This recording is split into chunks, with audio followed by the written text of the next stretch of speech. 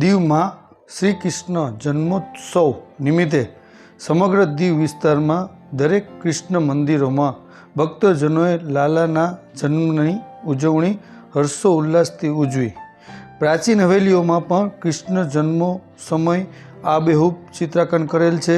વરાંગબરા શ્રી મહાકાલેશ્વર મંદિરનું સમારકામ ચાલુ હોય, જેથી બાજુમાં આવેલ શિવ સદનમાં કૃષ્ણ પ્રાગટ્ય ચિત્રો દ્વારા સુંદર શણગાર સર્જાવેલ।